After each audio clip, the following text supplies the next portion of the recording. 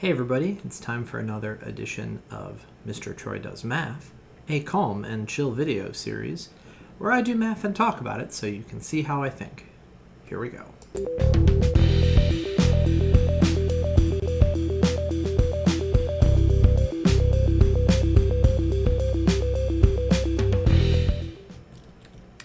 Alright, so let's go ahead and generate a problem. We've got x squared minus 2x minus 48 is greater than 0. So when I saw this, the first thing I thought about was factoring it. Because 6 times 8 is 48, and those are 2 apart. So if I do x minus 8 and x plus 6, that is how that factors. So you've basically got two ways that you can think about this, and you can do both or one or the other, or you can make a graph, which is a totally different approach altogether. But I'm going to think about it in terms of the number line, and above the number line I'm going to write the value. So when x equals 8 and when x equals negative 6, the left side equals 0. Now, in this particular case, that does not make the inequality true because it's like a strictly greater than, not a greater than or equal to. So on my actual number line, I'm going to have an open circle. I'm going to pick a number, an x value in between. And when you've got the opportunity, you want to pick 0, because when you look here, you can see that that gives you negative 48.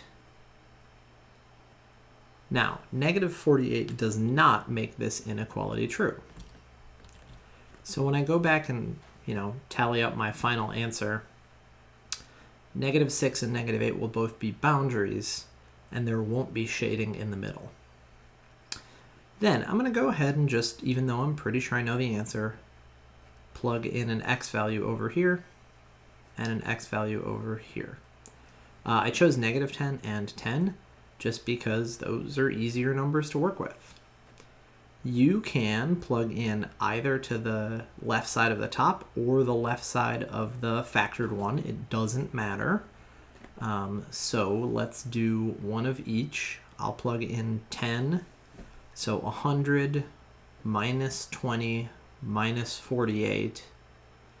100 minus 68, that's 32. That does work. So cha-ching.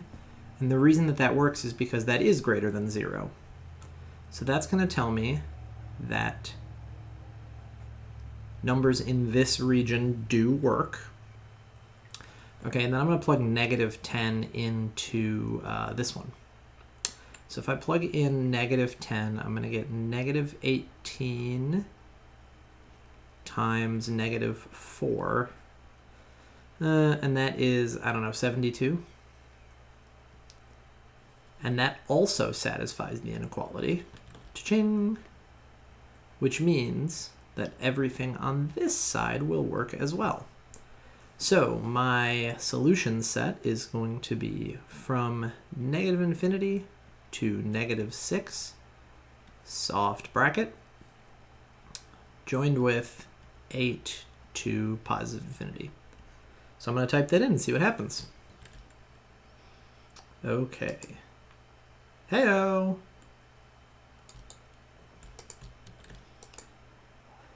Okay, so kind of the other approach to this is to do the same thing, but not necessarily use the number line.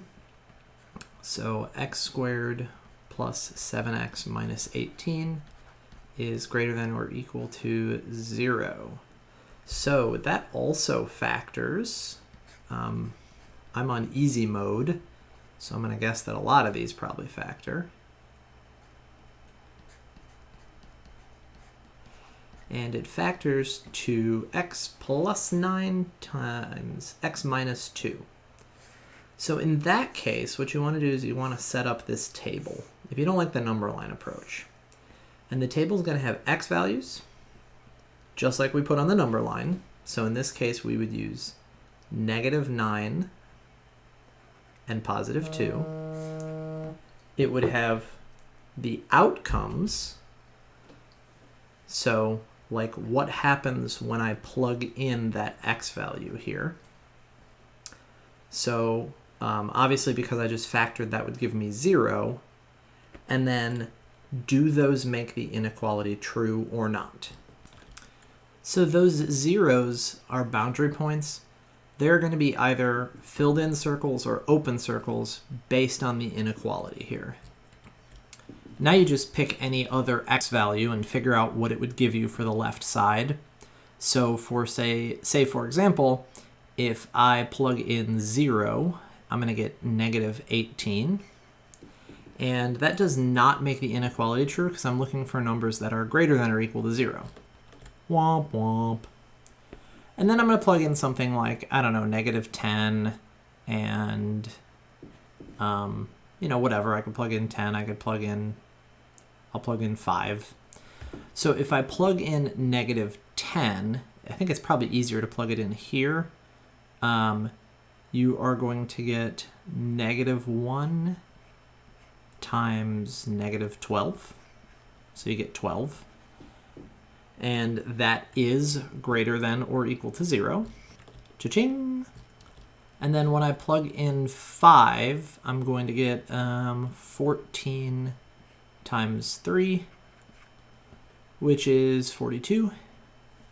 And that is greater than or equal to 0. Cha-ching! So you can see on either side that -10 works because both of these sets of parentheses became negative. And here 5 works because both sets of parentheses become positive, which is kind of interesting. Okay, so I have typed that in. Anything from, well, I typed it in, but I didn't write it down. Anything from -infinity to -9, and that's included because of the or equal to, joined with anything from 2 to infinity. Let's see if I'm right.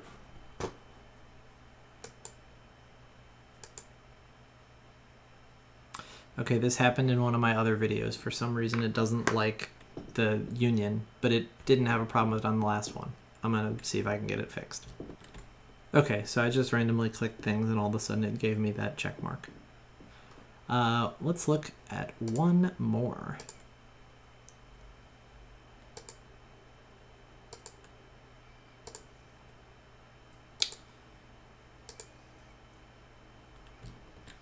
Okay, so there's kind of a third way to look at this, and it's to graph the left side. So I've got x squared minus 10x plus 16 is my left side. And so the way to think about it is to graph that and see where it is greater than 0 and where it's less than 0 and where it equals 0. So I know that this is this,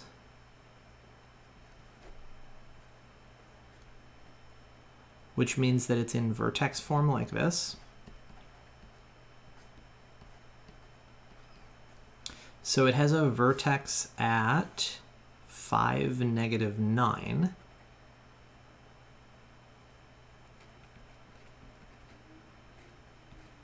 And then 1, 3, 5, 7 has the point 4, -8, and 3, whoa, Mr. Troy. I'm sorry about that. Well, it does have the point 4, -8, but on the other side, it has the point 6, -8, and the point 7, -5, and the point 80. So then on the other side, it would have the point 2, 0. And then when you look at the actual, I guess, equation or the original inequality, however you want to think about it, that kind of makes sense because you've got the 10 and the 16, so like 2 and 8. So where is this going to be greater than or equal to 0 as stated in the original problem? It would be any of this stuff, including the endpoints. But since our original problem only involves x values, we only care about the x values where that's true. So like from, that's not the right pen, from negative infinity to 2, and then also from 8 to infinity. So let's see if I can get it to type in this time. Okay, so I've typed it in, and let's see if it works. Hey-o! Okay, so that is 3 separate ways that you can look at it. You can do it as a graph in 2 dimensions, although your answer is still only going to be in 1 dimension. Or you can kind of do the table approach, or you can do the number line approach. Just different ways of thinking about it. All right, hope that was helpful. Have a good one.